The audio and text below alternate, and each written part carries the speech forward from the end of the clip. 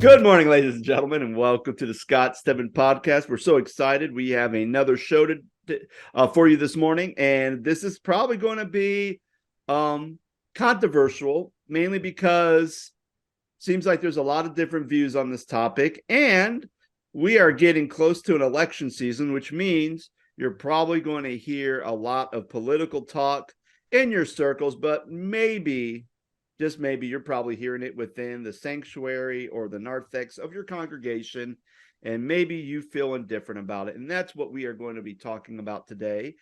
Before I introduce my co-host, I just want to say, if you listened to our last episode that Micah, I, and Jeanette Flynn did about interim pastors, she mentioned a document that she has written to kind of propose the importance of interim work and what they do and how they can be kind of the catalyst for change, a culture change within the church. And that document is actually on the episode page on our website, thescottstedman.com. You could just go there to thescottstedman.com. Just look for that episode with Jeanette Flynn. Just kind of look at the show notes, and there should be a link to that document that you should be able to pull up, read, print off, and enjoy. So for those of you who are listening on the audio version or those who are watching on YouTube and you're like, I can't find that link, you have to go to the website to pull that up, and that is thescottstedman.com. So joining me today is Micah Current. Micah, what's going on, my friend? Oh, it's another week. I'm glad to start another week with you, and always enjoy doing this. I finished my master's degree. Awesome. I turned in my last assignment on, I think, Thursday last week, and I I think it's tomorrow where it's going to be conferred and awarded and whatever. But yeah, year and a half, cranked a master's program out in a year and a half while working full time, having a nervous breakdown and trying to figure out this life. And so super excited to be done and see what's next in my journey in higher ed. And there will be a doctorate in my future. My wife has requested that I take a year or so off before pursuing that. And Your wife is a wise person. Well, and I totally agree with her too. And then, like, the way that Miami works is that I think the doctorate, if you're applying to be in the doctoral program, you have to apply by January, like the 3rd or something like that, the very beginning of the year, to be accepted. And then they start the new cohorts in August. And so I've already passed the date. So like the earliest I could start is fall of 25. So, which is fine. If I do it, which I would like to do it, I think what I'm going to do is just take a class at a time and just see how it goes and learn about research. And I really have a topic in mind already for what I want to do my dissertation on. So it's just a matter of taking the time. Did you so speaking of which, just a little side tangent, did you when you I know you're doing a project, is it necessarily a dissertation? So kind of, it's interesting because a lot of times with it, I think there's a distinction between a PhD, which you could do a PhD in ministry, or you can do a doctor in ministry. Both of them are going to award you the title of doctor, but a PhD is basically like a philosophical degree. So basically what that means is if you are going for a PhD, you are writing a dissertation. You are writing something that you think or believe, or something that you think may be beneficial, that may make a contribute to society. So that could be just like a certain a viewpoint of a scripture, or it could be a certain practice within a certain denomination, your personal denomination, or just the church at large, that you could do something. With a DMin, you can write a dissertation. There is an opportunity to do that. The other thing the other thing you can do is you can do a research project, which is basically you have this viewpoint. So you interview, like almost kind of like a Barna Group study. You're interviewing a large pool of people, and you're getting data, and you're basically saying, okay, here's what the data suggests. So kind of like a little bit of our topic today, there's some stats, there's some statistics. that's going to kind of show something, and you have to write about, well, what does this mean? What I'm doing is I am doing an impact study. So mine is I'm going to be having a small group of about hopefully 12 individuals. And we're going to be going through a study Disciples. to 12 disciples. Yeah. And we're going to be perfect. Maybe that's what I should call. I had 12 disciples from Central Ohio. But no, but I'll be doing a impact study. And what I'm going to do is I'm going to have them do a survey at the beginning of the study to see what they know about a particular topic, what my topic is about. And then at the end of our study together, I'm going to give them another survey, it's almost the same survey. And I'm going to be gauging, if things have improved, things are at the same. So kind of looking at the effectiveness of this impact study and how that can impact the local church or impact the churches at large. So kind of like what Jeanette did with her document about interim work. It's almost like I'm doing the same thing, except it's a lot more pages, and I get a degree that I worked for and not an honorary one. Because I'm not old, I'm not rich, and I'm not famous. Right, as we talked about last week. So did you start writing like day one? I have a reason why I'm asking. Did you know what you were going to do day one? Did you have an idea? So I had a lot of multiple ideas. So a lot of multiple ideas that I had. And I think a lot of it. So what was helpful is, like, before I even took my first class, I went and talked to the director of the doctorate program and talking about certain ideas. And I kind of said, like, here's some of the ideas that I have. And it seemed like, the one that probably was most fitting, and I think the one that I was kind of more leaning towards anyway, and this was more of confirmation, was the one that I'm doing now. So actually what was helpful is, because with each of my basic classes, because the way Ashland does it, you have your 3 core classes and your 3 track classes. So and they have a different of doctor of ministry. Can have a doctor of ministry in Black church studies, a doctorate of ministry in leadership. So that's the track that I'm in, leadership. So I took 3 leadership classes and 3 core classes. And each of those classes, you have to write a paper that hopefully ties into your project. So the benefit. So you're building on your research. You're building on your research. So when I go to do my research, I have already had 6 sessions already on my research. I already have a list of my books, journal articles, and stuff that I can easily go back to and look at and build off that.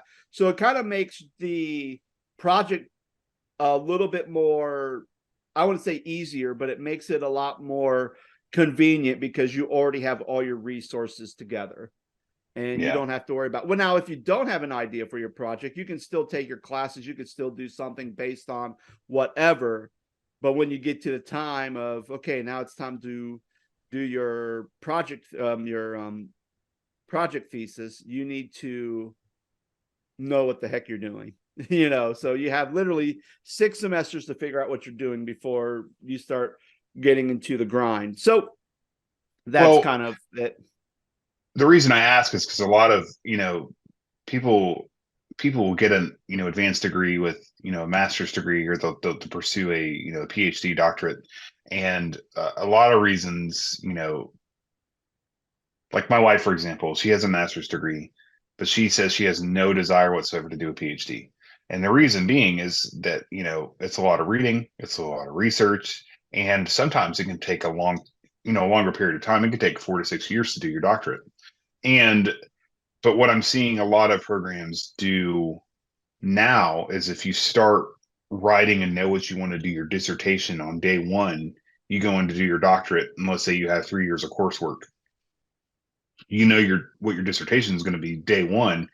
You start writing day one while you're taking your classes. And then by the time you get down to year 3, or 3.5, you've already got your dissertation basically written, and you have your coursework done. So that way you're going to graduate quicker. And I've noticed, because I work in higher ed, but that seems to be a trend these days, to get folks to get their doctorates quicker and you know, that trend being, you know, start day one with your dissertation. By the time you get done with the coursework, you're having your dissertation. So like you finish your coursework, you defend your dissertation, and you graduate in 3.5 years Yeah. versus 6 years, 4 years, 5 years, whatever it may be. And the place where I did my undergrad, West Liberty, which is a college in West Virginia, they just started a doctorate of ed program, and it's kind of that's the way they're doing it. It's literally day one, you start writing, taking classes, and by the time you get done, year three, you've already written your dissertation. So like all that to say, I had a conversation with one of the advisors at Miami, and they're doing an interdisciplinary program where it's like a PhD in educational leadership, and then they have an EDD, which is, again, like you said earlier, a PhD doctorate. It's a doctorate, but with just different letters. Yeah. And for the PhD in interdisciplinary studies with the philosophy of education, if I know what my topic is day one, I can start writing, take my classes, finish, and then defend my dissertation. So Yeah, um, absolutely. the idea I really wanted to focus on was coming out of the pandemic with educational technology and like the need and the lack of, um, you know, funds and school districts and, you know, things like that, where a lot of schools like were sending kids home to learn from home and not have the proper technology to do so, whether that's a tablet or a laptop or whatever. Or even just consistent good internet. Yes, that too. So, and then the advancement of technology with the whole artificial intelligence and, you know, XYZ. So, without going down a huge rabbit hole, I think we should do some stories gone wild. What do you think? Yeah, so I have a good one. So it actually happened yesterday. So Fresh. I've made it. So we had a drummer. So we have our contemporary worship band at 9:00. We had a drummer who ended up having some health issues, and because had surgery and ongoing health issues, and because of that, I've been filling in, and eventually it got to the point where after our worship leader was checking on him, our pastor was checking on him, just kind of to the point where he's like, you know, doesn't even want to talk anymore. It's just, I think a lot of that's just due to, you know, go to get this issue taken care of, and it was a lot worse than what it was, and it's an ongoing thing. So just kind of back that. So I've been filling in since, I want to say I've probably been filling in since like maybe October, November. So I've been filling in for a lot of months. So finally we have a new drummer coming in. I can be done. So actually he starts the second Sunday in February. So I'm pretty much done, because I think next week they're doing a hymn sing, so I don't have to play drums at all next week. So last Sunday was my last Sunday to play drums. So needless to say, we have an electric drum set, and I hate that thing with a passion, because the pads are small, and sometimes when I'm playing, some things get loose and I'm like trying to fix them. And one of the things is the snare. And the snare is this big gigantic pole that kind of shoots out from one of the stabled legs, and it just kind of comes out so I can like kind of hit it. Well, the problem with it is occasionally it will slowly start to slip out. And, you know, because it starts getting lower and lower, and then my legs are higher, excuse me, than the snare. So we're practicing, and I'm noticing it's starting to get low. So I'm like, okay. So I go and I'm trying to, you know, fix it, get it all in, get it so it's not going to fall out. And most of the time I do that, and it's fine through the set. So we go, service starts. We start playing the first song. When we were playing Your Great Name by Natalie Grant, we're playing that song. That's our opener. And it's a slow song, but then it builds and has a lot of like good heavy drum parts. So I'm like, all right. So I get to the song and I start playing, and all of a sudden every hit, that snare's going down. And I'm like, okay. So then I stop mid play just to kind of push it back up so I can keep playing. And one hit and the thing falls completely off the drum set. It's not funny because I've been there before. It's so bad. So, and luckily I'm like, oh crap. So then I pick it up and put my hand, be like literally lean, grab the support and jam it in and just kind of really push, push, push. And then I kind of go with the song and I finish out that song. And then after the song, I get up from the drum set, I go down so I can make my announcements. And then as I'm walking back, the pastor begins to say, hey, just to let everyone know, in 2 weeks, we're going to have a new drummer. And Scott has been filling in this whole time. So everybody's clapping for me.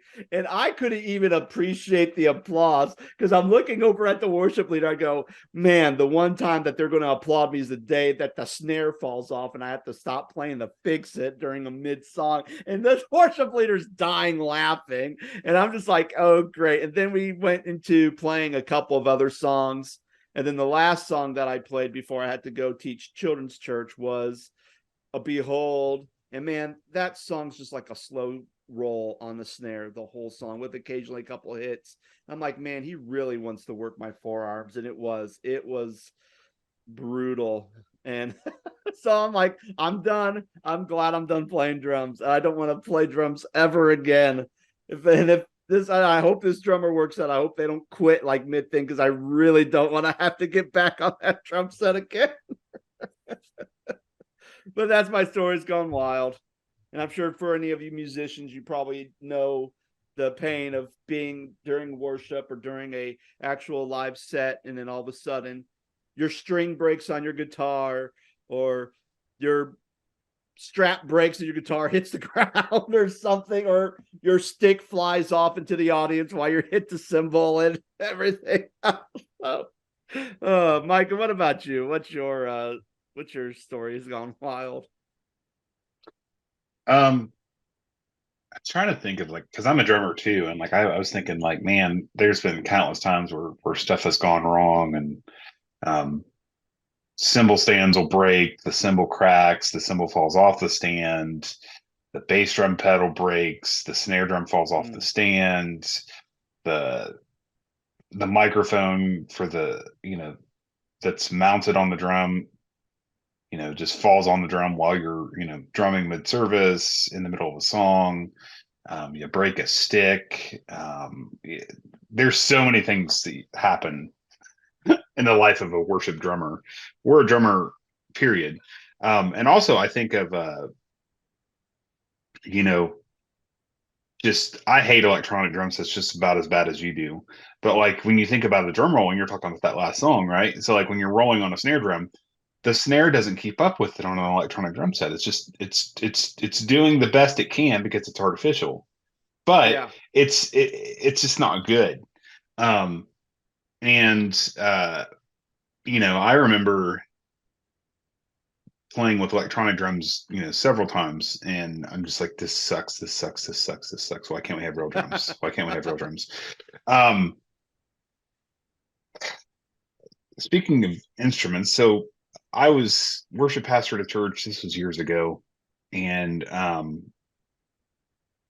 you know, you talk about dropping a guitar. So I have several guitars. One of them is a Martin that I spent a really significant amount of money on, and we had ran rehearsal one morning at this church, and my strap came undone off my guitar, and I dropped my Martin on this platform, and it cracked the back of it.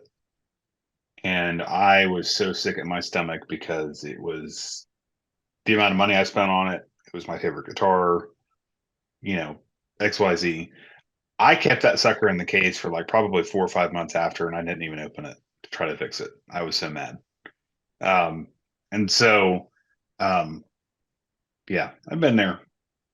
The I was having worship fails before worship fails was a following on Instagram and TikTok and whatever. So, um, another quick one with instruments. I played drums for an Easter service this past year, and it was kind of a combination of an electronic kit and then like real cymbals. Like, so I had a hi hat and a real ride cymbal, and I can't tell you how difficult that is to play kind of the hybrid of that because it's like you don't want to hit. You can hit the electronic drums as hard as you want, but you can't hit the cymbals as hard as you want, especially in a smaller space, because people will be like, "Oh, it's too loud. It's this, it's that." And so I got there, we went to rehearsal, and I'm like, I remember like playing um, one of the songs, and I'm like, man, this ride cymbal is really, really loud compared to the rest of the drum set because of it being an electronic kit. Um, but yeah, we should just do a podcast on that. Instrument fails.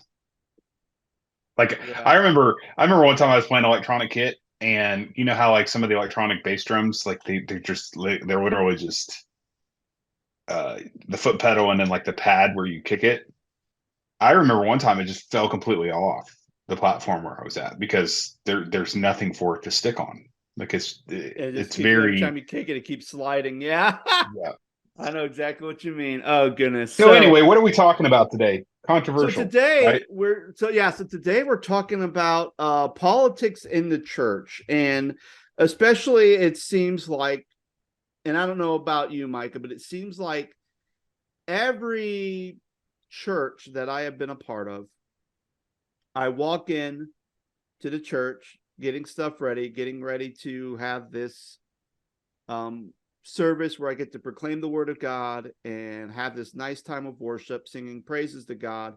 And yet, as the narthex starts to fill up, as the Sunday school classrooms begin to fill up, as the sanctuary begins to fill up, a lot of times what I'm hearing talked about within those spaces is politics, and not just, hey, political views or anything else. It's usually this person is garbage, that person is garbage. Anybody who votes this way or votes for this person is not a believer, they're not a Christian. And a it gets to a point where pastors and everybody else gets to this point where it becomes very tense. And especially, at least I feel like, not even during an election year, it gets a lot worse. Occasionally you hear it here or there, but it seems like the closer we get into an election year, which today's 2024 is an election year, and the Mhm. closer you get to November, the worse in the intensity everything gets. Um, and it just becomes a place where, just talking with people, where they just don't like it. And some reasons why some people have left the church and have a hard time going back to church is because they just don't want to hear all the political talk. So that's what we're talking about today. So what are your thoughts about all that? I have a lot of thoughts. Um, I don't know where you want to begin with this, but like I just think that I was thinking about this last night as you texted me and told me what we were going to talk about and praying through it and thinking um, kind of the word that came to mind was like how do we love like Jesus loved? Oh And yeah. Mm-hmm. um, I just something that I really struggle with is that like it's it's hard to not have conversations about politics because sometimes they creep into the church. I think that there's a Yeah. time and a place for it. That the narthex of the church, which by the way, my wife thinks the word narthex is funny because in the South they don't really say that. Like where she's from anyway. So she's like, "What's a narthex?" So I had to kind of tell her what that Sounds is. like a larynx. Yes, that too. But it's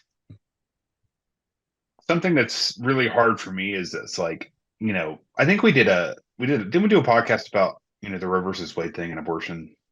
Did we talk We about that? talked about the whole issue. We think we did. We talked about the issue one in the state of Ohio and Okay, talked a yeah, little yeah. bit about So that. So yeah. okay, so thinking through that, for example, like there are several hot button topics going into an election cycle, and the election cycle just ramps that up tenfold.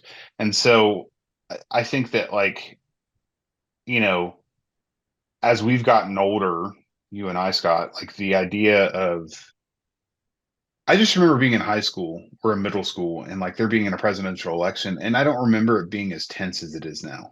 And I don't know if you feel that way or not. And I don't know if it's because we were oblivious because we were kids.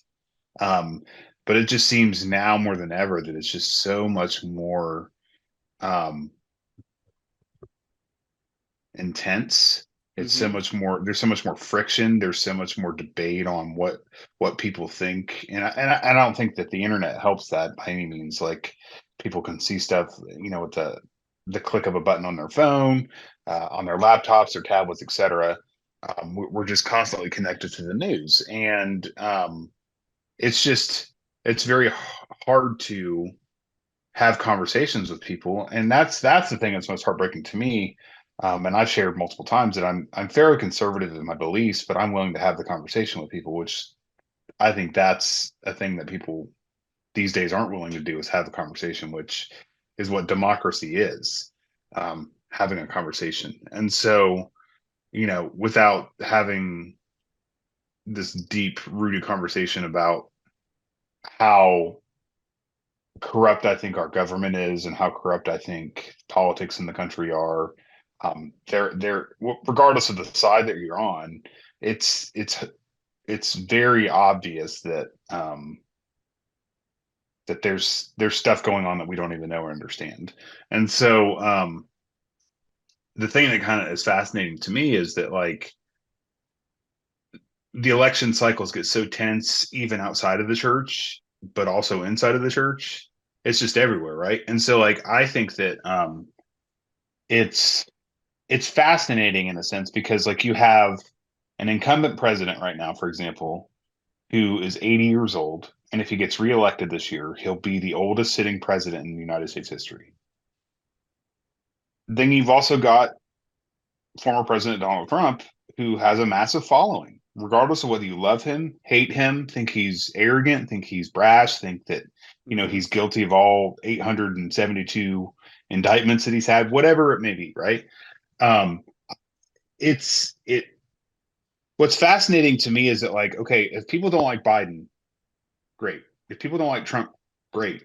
However, there's nobody else, right? Like, and they're old, and people think that like, why are these two old guys running for president again? Like, but there's no change, right? And so like that's a whole separate conversation. But I think within the church, it's very very difficult to have those conversations because people are very opinionated, whether it's abortion, whether Mm-hmm. it's same sex marriage, LGBTQ rights, um, uh, diversity, Yeah, the list go racism. yeah, Like the list it's goes just on. there's drugs, can use drugs, alcohol, like, and I think what it boils down to is the theology of the church too that you're a part of too. Like some churches are very conservative in respect to we're not going to drink, you know, Mm-hmm. uh, and we talked about issue one. We talked about the legalization of cannabis in the state of Ohio. So like, Yeah. how do you have that conversation now? Because some people use it medicinally for marijuana. I'm not Yeah. marijuana, but for cancer treatments. Yeah. And I don't know. I didn't know where you wanted to go with this conversation. I mean, Yeah, like you so can. so you bring up, well, I think what you just described there is the complexity of the issue, and you're not mistaken, because this is a article from November 1st, 2022, and this is from Christianity Today, and they looked at some research from Lifeway, and they looked at research in 2022, and also looked at the same survey they did back in 2017. So, and I'm just going to read just a couple of these findings. So the question is, my political view matches those of most people at my church. Basically meaning, if I'm a Republican, most people within the congregation I worship at are Republican. 11% say strongly agree, and 39% say somewhat agree. This is in 2017. Asked the same question in 2022. That had jumped up to 21% who strongly agree. So that's a massive increase. And then it's 34% of somewhat agree. Same thing. I prefer to attend a church where people share my political views. 2017, 12%. In 2022, that has jumped up to 19%. So Mm, we have seen this shift of this growing, even Even another survey, I prefer to attend a church where people share my political views. 50% of the people interviewed agreed, 41% disagreed. My political views match that of most people at my church. 55% of the people agreed, 23% disagreed. So what we have been seeing, at least within the last couple of years, is we have been seeing this increase of our congregations becoming more polarized, especially if you worship at a place where you know that, hey, there are some people who, if the election was to happen right now, they're probably going to vote Republican or conservative. And there's going to be some people who are going to vote Democratic or vote for a Democrat or vote for, progressive or liberal viewpoint. And you just see that that's becoming increasingly more. And because that's becoming increasingly more, that more people want to find a place that fits their political ideology, that is starting to cause a fracture. And, that's kind of where we see this research. I know there's some people who say, hey, that's a good thing. Because if I can go to a church where my politics match those of the people who I'm worshiping with and match the pastor's politics and all that stuff, then that means there's going to be more unity in the church. And if there's more unity in the church, then that's a good thing. However, there's an article in September 1st, and this is by Christian Standard. It says, what's the problem with politics in church? And basically the author, who is Ben, and I'm going to butcher his name, Kekaris, right, saying, hey, there has been such a polarization that there's a lot of people who, not only outside the church, people who don't attend church, people who we would say, are not Christians. They don't want to have anything to do with the church because they just see the church as another political part of the political machine. And now you're seeing people within the church having that same polarization. And kind of the 4 points on the problem is having politics in your church distorts our identity, it divides our body, it destroys our witness, and it distracts us from our mission. And that's kind of Ben's main 4 points in this article. So you can see that even with these articles from Christianity Today and from Christian Standard, there is this polarization between, is it good, is it bad? Should Christians be vocal about their political beliefs, or should they not? Even if you go up to the upper thing, should pastors preach politics from the pulpit? Should you have organizations like political organizations come into your church and do a special talk, whether that's on a Sunday morning or whether that's a special weekly event or Sunday evening? Is that something? Should we have literature that tells people, hey, here's who you should vote for? These are things that in most cases kind of become very big issues with people. And, the people who want it, who say, yeah, that's a good thing, they have their reasons why. And the people who say this is a bad thing, they have their reasons why. So that thing, it brings a lot of complexity to the situation. Yeah. And I keep saying the word hard because it is hard. It's hard to have these conversations, or even as a leader of a church, you have to if somebody's sitting out there in the hallway, or church having, conversations politically, it's hey guys, can we just focus on why we're here and not do that? And then you have people that are mad at you because you called them out. But well, let's start with is it appropriate to do that in the church? And what I mean by that is preach from the pulpit and not preach from the pulpit, do preach politics from the pulpit. Oh man. It gets super sticky because you talk about abortion, for example, and if we believe the 10 Commandments for an example, thou shalt not murder, and some people believe that abortion is murder, and if you my wife always says that, if if Scott's driving down the road and he gets in a car accident and he hits a pregnant woman, it's considered a double homicide. But if a Yeah. person has an abortion, it's only taking one life. And so, but that's not considered murder, it's abortion. So Yeah. And that's I think, that's one example. yeah. And so there is, and I think here's where it makes it be sticky from preaching politics from the pulpit. Um, I can't remember the year, but it was during the Trump administration. There was a repeal of the Johnson Amendment. And the Johnson Amendment basically was that a religious or nonprofit organization maybe I could not endorse a presidential candidate.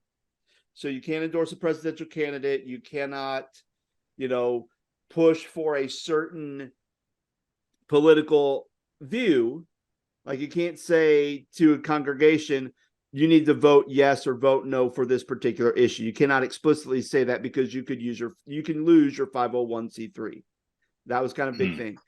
During the Trump administration, that had been repealed. So now technically churches can, you can have, your Greg Locks of the world saying, hey, you need to vote for President Trump. And if you vote for, Sleepy Joe or whatever, trying to, channel my inner Greg Lockness, which I'm going to hate myself afterwards. That's like you do that. And it's like, and then it's like, he can get away with that because there's no government bounding law now that says, hey, you're telling people how to vote and you're in a position of great influence in your religious organization.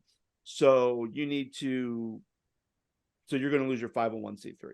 And, so there's a lot of that. But then the example, and share an example of a time where I was preaching something. It was right after the Capitol riots. I was already preaching through the book of Romans. And the Sunday I was preaching particular was the Apostle Paul basically saying to the Jewish Christians, saying, hey, the things that you're doing and the things that you're saying to these Gentile Christians is creating a stumbling block to them. And basically, this kind of paraphrase the Apostle Paul is, you're basically making a mockery of who Jesus is and the teachings of Jesus by doing these things. Okay.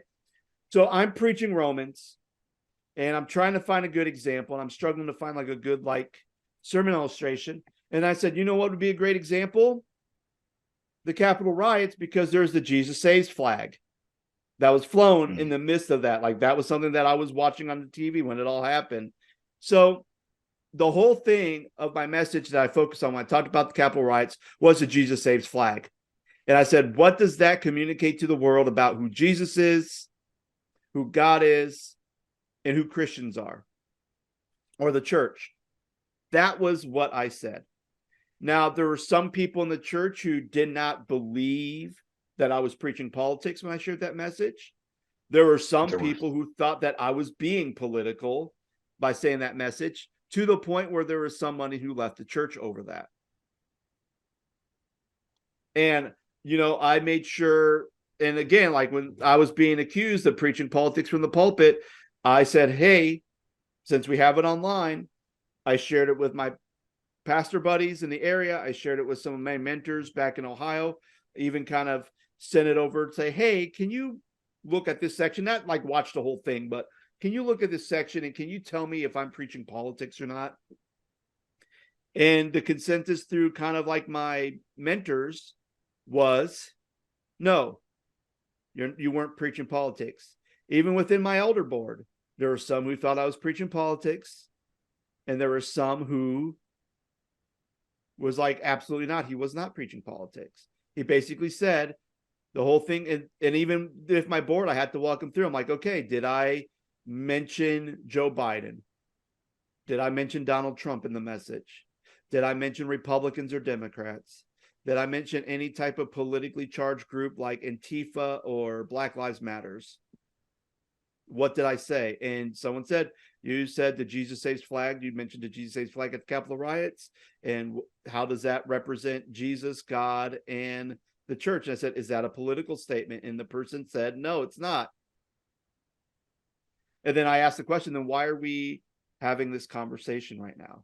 If I'm not preaching politics and that's the charge against me, why have we sat here for an hour and a half talking about this when I was not preaching politics from the pulpit?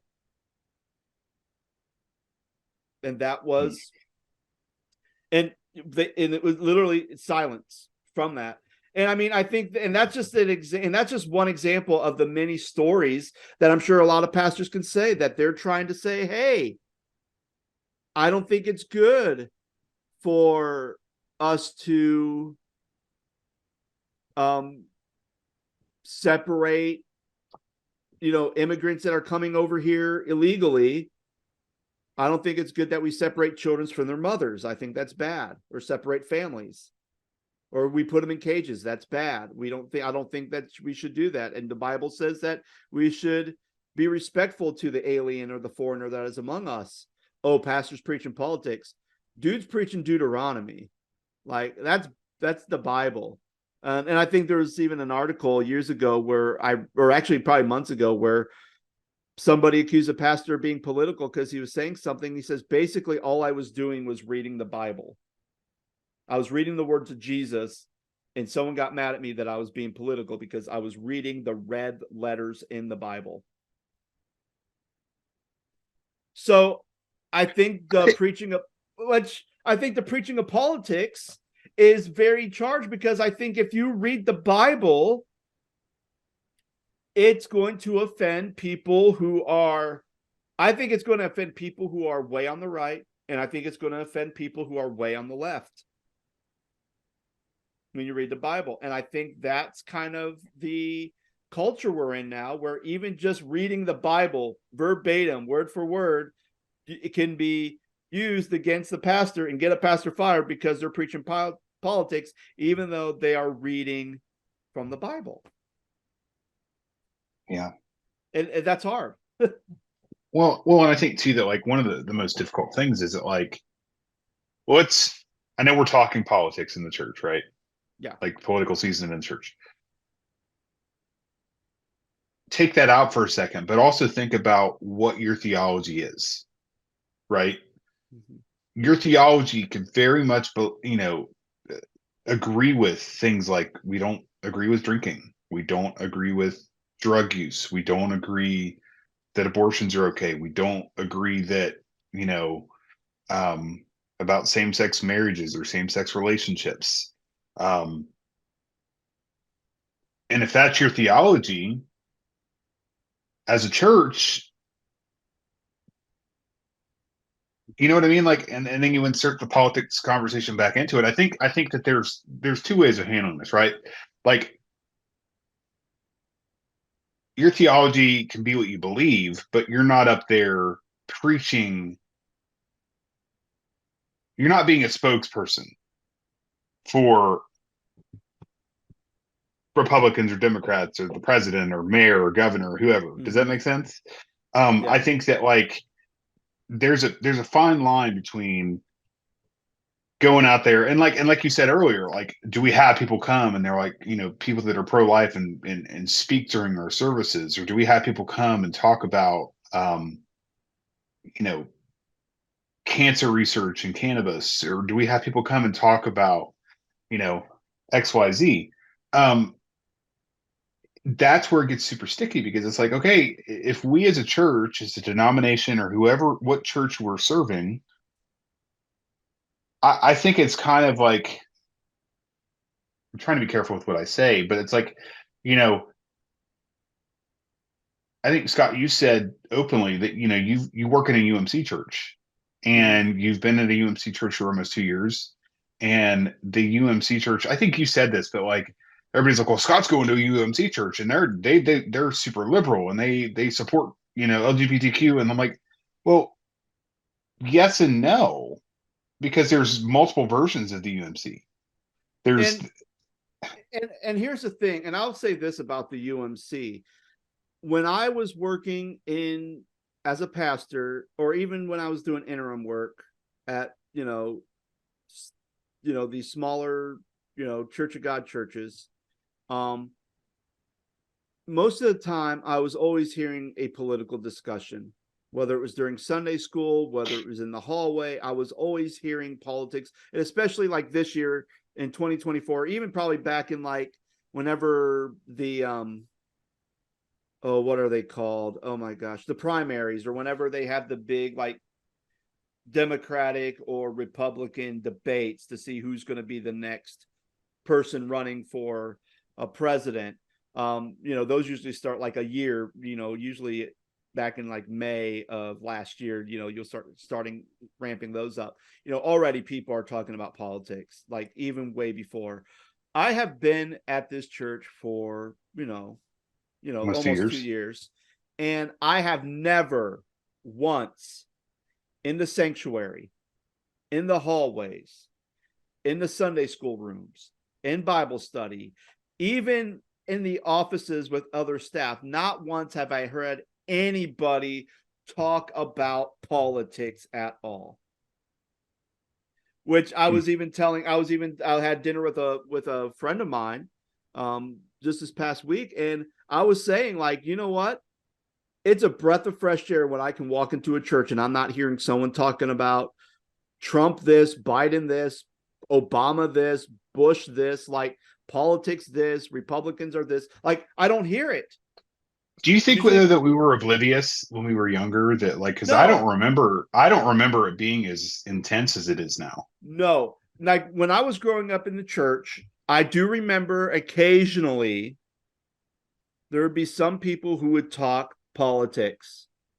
And I knew one particular woman, she was very much all about, she's very much liberal in her political thinking. And sometimes, usually the pastors at the church that I've attended were very conservative in their thinking. So sometimes when, and the pastor wouldn't preach politics, but sometimes he may say something that may allude to certain things. And I can know this woman would always confront the pastor, but they would have a conversation and they would talk. And it wasn't like a shouting match. It was just like, hey, I got your sermon. I understand your point of view, but here's kind of where I differ. And she would say her side, and he would sit, he'd listen, and he would talk and go, okay, and then he'd ask some questions about that. Or it's like, well, here's what I'm seeing, and here's kind of what I'm hearing about what you're saying. And it was always very cordial. I mean, because I'm sure if it got very tense, that woman probably wouldn't be a member of that church for very long. But she, you know, and again, I've been gone from the church that I grew up in for a while, so I don't even know if she still attends. But I mean, she's been a member of that church for years, ever since I started attending that church. So definitely over 10 years. And I think anytime when some of those stuff happens, or even if there's a church member who's talking about, a conservative political viewpoint on something, she was very good at talking with them. Sometimes she may get a little hyped up, depending on, maybe she get a little, hyped a little bit, but they would all walk away. They agreed to disagree, and they still were able to worship with one another and worship Jesus Christ with one another in the same church, in the same space. And it was never an issue. It's like, even though that person's political view on a certain topic is different from my political view, we still love each other because we're brothers and sisters in Christ. And that's the Well, most important thing. and I think at the end of the day, like if we're Christ followers and we believe that Jesus is for us and is going to take care of us and we have salvation in him and ultimately we're going to be with him in the end, none of this matters. In the scripture it says that earthly things just don't matter at the end of the day. And so that could include uh, politics, that could include political differences, that can include um, things that we just don't agree about. But I think one of the most fascinating things that I've learned over the last couple of years, especially in the place that I work, is that people have very different opinions than I do. But when I sit down and have conversations with them, it's like, wow, maybe we're not so different after all. Maybe we have differences on certain things, but at least we can sit down and have a civil conversation with one another. And they can Yeah. agree with they can agree with what I agree with. and I can agree with what they agree, they believe in. And, the thing that I've really learned, Scott, is that like people have a lot more in common than they think Oh yeah. if they just sit down and have the conversation. And I said that before, but that's what I believe democracy is. And if you watch the media, you watch the news, it's always one side or the other. There's really no like, Mhm. center in respect to what people believe. Well, Go ahead. and I think that's the point. Like what you bring up the They media, want and you that's to they want to drive a wedge between people. well, and I think that's the thing with media. And I think kind of, when we were growing up, we had the news, and but then I think when we started seeing a ramp up in cable political news stations, and then I think once that started to kind of come into being, and actually it was funny, and I don't know if I still have this. I think I got rid of it. I had a buddy of mine who was at a conference when I was working at camp, and it was my director. Now, my director, I will say, very conservative with his political beliefs. Very, very conservative. There's no sugarcoating that. It is what it is. And he was at this Christian and camp conference thing that I wasn't able to attend to because I was out doing something. So he said, "Hey, I got you a gift." And he got me a book. And he said he got me the book because he thought the cover was very funny. Now, the book was basically an expose of Rupert Murdoch and how he had changed the political game at Fox News and all these things on how he kind of like caused like a division within the political news world. And I'm thinking, here's a conservative man who got me a book that has bashing conservatives. I didn't even know it. So, but I remember reading some of this books. I'm like, what is this? And I'm reading through this book, and it was fascinating because they kind of point to, with the creation of your CNN and your Fox News and those cable news channels, that's when you started to kind of see the creation.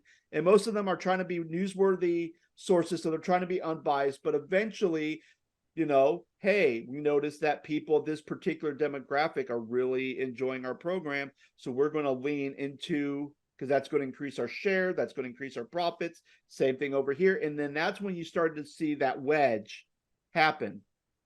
And now, very rarely, I think if I was to do a quick search, very rarely most people will get their news sources from a cable news outlet that has a leaning either one way or the other. And I think that I don't particularly, this is just my opinion, but I think the thing that I particularly don't like about cable news stations is that when they talk about people who have a different political view or different political policies, they use language to consider them as enemies. They are an enemy to our democracy. They are political terrorists. And I think it's these buzzwords that people use. And again, if I'm a person who likes to watch, let's just say I like to watch CNN, and I'm watching that and I'm hearing, man, those Republicans are evil, they're snakes, they're criminals, they're this and that, and I'm hearing that, then if you, Micah, are someone who is very conservative and you love to watch Fox News and that's your thing, if we try to sit down at a table and have a conversation about a political charge topic, immediately we're not going to be able to see eye and eye. And I don't think we would be able to be cordial because what has been circulating from what has been coming into our eyes and through our ears by watching these things has been buzzwords that say that you, who have a different opinion than I do, who has a different political view or a political party, you are the enemy. Mm-hmm. And I think when we listen to those buzzwords and we get into it, it's very easy for me to go to a church, and I love Jesus, and I know you love Jesus, but we're going into a church, and the moment you or I start talking about a political topic that we disagree with, we're not going to be cordial. We're probably going to yell and probably going to get to the point where either I'm going to leave the church or you're going to leave the church, or we're both going to leave the church because we don't know. It's like, well, we're both leaving the church. We're just going to go find our own church that fits with our own political ideology, which again, the survey says that's becoming more common now. And I think a lot of that has to do with the media and just the type of buzzwords and language they use to describe people who think differently or have a different political view than what they do. And I think that's and I think that is seeping into our church. Mm-hmm. Yeah, I think it's what a conversation. It's very difficult in this day and age to have those conversations. And I remember, speaking of grad school, I think it was last spring of 23. I found out, or I found out what one of my research papers was going to be about. And so like uh, the class I was taking was the history of education in America. And it was probably my favorite class, if I'm being honest, in this master's program. And my professor was phenomenal. Her name is Dr. Kate Ruminier, and she actually works in politics in the city of Oxford. And she's had political office for a number of years, and she's just a great professor. But like my paper for that class was the Truman Project. Have you ever heard, or the Truman Commission? Have you ever heard about the Truman Commission? No, I have not. So President Truman was president during, I want to say World War One. But anyway, it was a piece of legislation that President Truman put into legislation that allowed people to go to college. Like it was like basically the genesis of the GI Bill. And so part of the research I had to write was interviewing some people about the Truman Commission. And so I called one of my favorite teachers from high school. His name is Mr. It's Tony Kowalewski. He's just a phenomenal teacher. He's retired now. That class was probably my favorite class in high school because he took the idea was he taught American history. So like it took every presidential election from President Lincoln in the Civil War to present, which at that point when I was in high school was I think Bush's first term. And so like what he did was and this is a great way I think people should like think about things, but like he did like who was running, who was the incumbent, who was their vice president, who was the Republican, who was the Democrat, and who was the independent if there was an independent on the ticket. And they literally went through, every election and where the country was at that point in time, whether it was the Great Depression, whether it was we were at war with Vietnam, whatever. And so I was like, who better to call than this guy for this paper? And so Tony is a very progressive person ideologically, and he knows that I'm fairly conservative, but he and I spent an hour and a half on the phone talking about the Truman Commission and all the reasons that it benefited those in America. Truman was a Democrat. Not that it matters, but he was a Democrat. But that piece of legislation was one of the most sought after pieces of legislation, and people disagree with it now because it's like, why are we giving like the whole conversation about free college or getting rid of college or paying off student loans. And I'm just going to read it real quick. So Truman Senate Resolution 71 approved unanimously on March in 1941, created the Senate Special Committee to investigate the National Defense Program, commonly known as the Truman Committee. And the Truman Commission improved college access and equity, expanding the role of community colleges and restructuring federal government's role in how funding higher education worked. So all that to say, I think it's fascinating that like the news and the media persuade you one way or another. And it's like back then people didn't really know about it because it was spread by word of mouth because of newspapers. Mhm. right? Like it wasn't like you could flip on Fox News on your phone or CNN or MSNBC or NBC or CBS or ABC. Um, we just have an unlimited uh, access to these news outlets. And um, I think too, like, and I'm guilty of this, but like, if I think it's funny, like, it should be a social experiment, right? Like, if you're a fairly progressive person, turn on a conservative network and see if you don't react a certain way, and do the opposite with if you're a fairly conservative person, put it on a progressive station and see how long it takes you to react to something that you don't agree with. But um, I find myself scrolling through TikTok, and if you can show bias, right, and know that you're not going to form an opinion one way or another, you can um see how some of these networks are towards certain individuals that are running for political office. And Mhm. it's last week, right? So we're in primary season right now, and so the Republicans are trying to solidify who the nominee is going to be, presumably Trump, in a rematch against Biden in 24. Um, but last week I was slipping through TikTok and they had, what was it, New Hampshire last week? They had the New Hampshire I primary, I think believe it so, yeah. was. Mhm.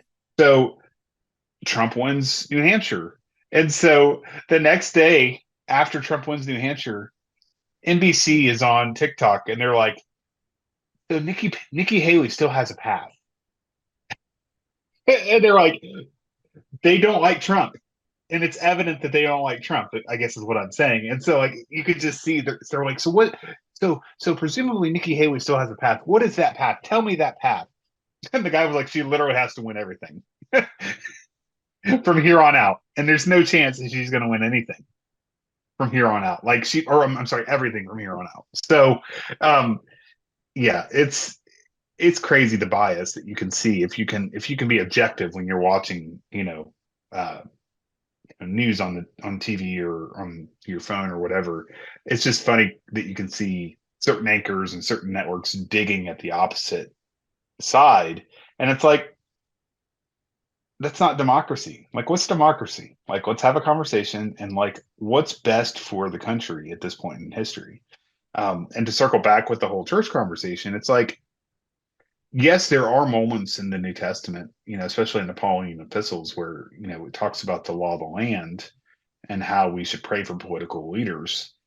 Um, but it's hard. It's muddy. It's sticky. I just I don't envy a senior pastor, especially during this season, because it's inevitable, right? Like you're going to have people that don't agree with you politically, regardless. And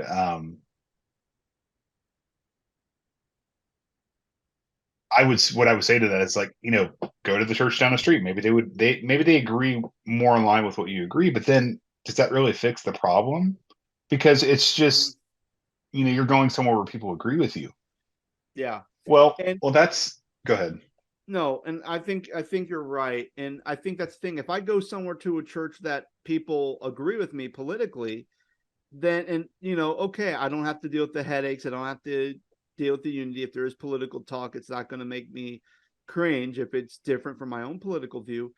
But the problem is when we look at what the church is supposed to be, originally you had Jews and Gentiles and Hmm. Samaritans worshiping together. I mean, I've been teaching confirmation at the church, and we talked about Jesus in the early church. And the thing about the early church is you had the upper class and the lower class meeting in homes, worshiping God together, which in the Roman government was seen as almost a heresy or outrageous, or was unfathomable that that would happen.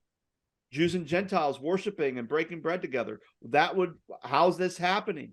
So it would almost be like if we took what's happening in our political structure today within our churches, it's almost like the only people who can sit at the table of a conservative church are conservatives. And the door is closed to any of the people who have a non-conservative political viewpoint. And I think and if that's the direction the church is going, where more and more people want to go to churches that with people who fit their political ideology. I see that as a huge, huge issue, and especially see that as kind of, for most churches, that's going to be their downfall. That's what's going to cause them to close their doors, because eventually, like you said, if the best policy within our country right now is to have more of a Democrat in office than a Republican, depending on what's happening in our country, then those churches who are all, conservatives or all Democrats, what are they going to do? Because they're going to say, oh, this person's evil, but then you're seeing how things are actually growing and improving within our country. And you're going to have to look at it and say, well, how's this person awesome if we're seeing all this good stuff happening within our country? Like, it's going to be very difficult, which is why I struggle, because originally my viewpoint is politics should have no place in church, period. Right. And as Christians, we shouldn't even be, and I was to the extreme where Christians, we should not even be engaged in political conversations. I got pushback on that, of course. Says, oh no, we should. But my main thing is, it's like, well, if I start taking the side of politics, and that's going to be kind of, I don't want that to become the focal point of how I live my life versus my Christian faith. Because when I'm going and I'm talking to people and I'm showing the world and I'm proclaiming the world about how I believe Jesus is real and that the kingdom of God and the kingdom life is the best life to live, I need to show that through my example and not through my love of Jesus and through my faith and not through my political ideology. Well, people will just say that. I think what people should say is Jesus is on the throne, right? Like, none of this matters is because Jesus is on the throne. So, it just, can we fast forward a year? Jeez.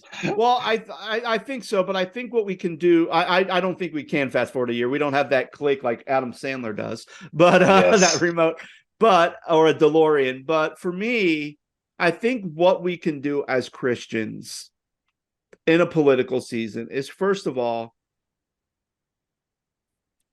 don't make this year be about politics, even though it's a political year. If you're a Christian, make sure it's about the kingdom of God. Make sure it's about Christ, and let that be your focal point, and let that be the foundation. And then when you're having a political conversation with somebody, whether outside of church or if you happen to have it inside of church, always remember that I'm a Christian, Jesus sits on the throne, and I'm supposed to love others. I'm supposed to love God and love others. And if I can do those things well, that even people who are different to me, people who have a different point of view or a different ideology than I do, I can still be their friend. I can still love them. I can still have a debate with them. But at the end of the day, that person is made in the image of God. That's a person that Jesus died on the cross for. So if Jesus died on the cross for this person who has a different political view than I do, it is my responsibility, because of Jesus' death and resurrection, to love that person as Christ would love them.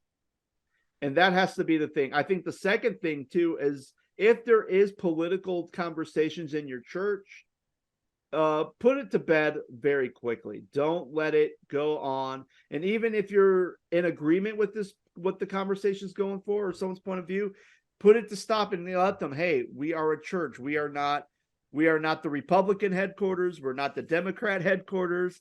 We are not a nonprofit organization. We are not a social club. We are a church. And what we should be representing is Jesus Christ, not the elephant or the donkey.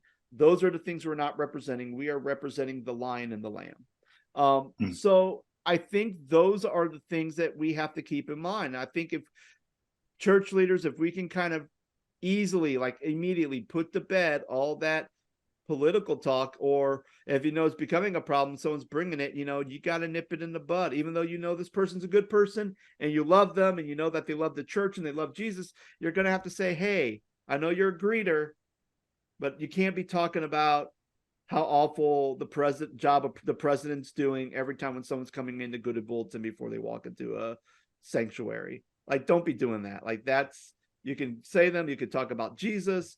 Don't be talking about politics right when we're about to have service. Don't do it. So that's my closing Your old sermonette. remarks. That's my closing remarks of this podcast, my sermonette, my final word. I think you nailed it. I think we just need to be loving and tolerant, especially during this season, and love like Jesus would. Yeah, absolutely. So, friends, we want to hear from you. Like, what has been your experience during the political season within your church? Do you feel that your church is pretty neutral, that you don't hear the political talk in your church? Or maybe it's like, man, every time I walk through that door, by the time I walk out of it, I'm always hearing at least multiple political conversations throughout the entire time I'm inside the church. We would like to know what you think, what your thoughts are about this topic.